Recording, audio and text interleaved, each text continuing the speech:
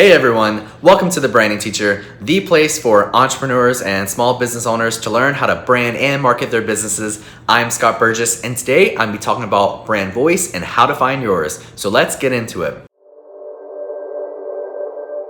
So what is brand voice? A brand's voice is a brand's personality.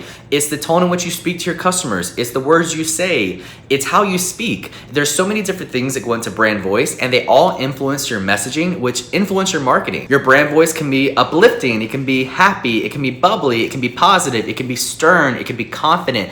It can be empowering. There are so many different brand voices you can have, and it's really up to you to figure out which one is going to match your brand the best. Some examples of some different brand voices. Coca-Cola is positive, happy, and down to earth. You see this throughout all their marketing. Their marketing always involves people and connecting people and bringing people together, and it's always a happy tone. Apple is confident, quick, and informal, but there's a hint of smugness about it. That smugness actually works for Apple because they are boasting about how good and high quality of products they have, and that resonates with their customers. Their marketing is always based upon very short phrases. You have a few different words that drive the point home about the product, and they always invoke some sort of emotion. Finally, there is Wendy's. Wendy's is clever, sassy, and very casual. This really connects with their target audience, and you see this throughout their Twitter feed. Their Twitter is famous for being hilarious, especially the way they interact and troll other brands. So, how do you figure out your brand's voice? The first step is to actually do competitive research into the industry. What do other companies in your industry sound like? How do they speak to their customers?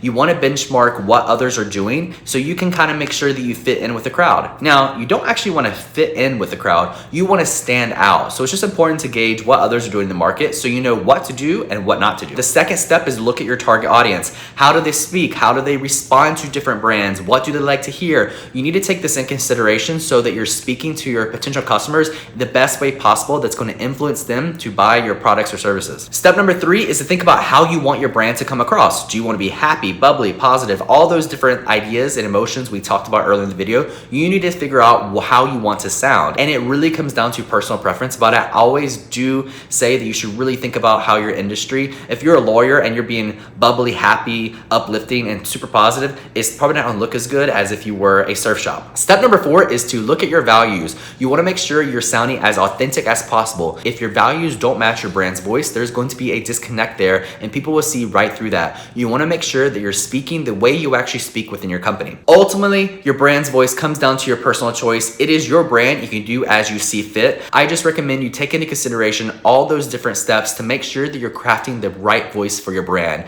You want to make sure that you're going to attract as many customers as possible and not turn them away from your business. It's your brand. You can do whatever you want. If you like this video, give it a thumbs up down below, comment if you have any questions, and please hit that bell to subscribe, and I'll see you guys next week.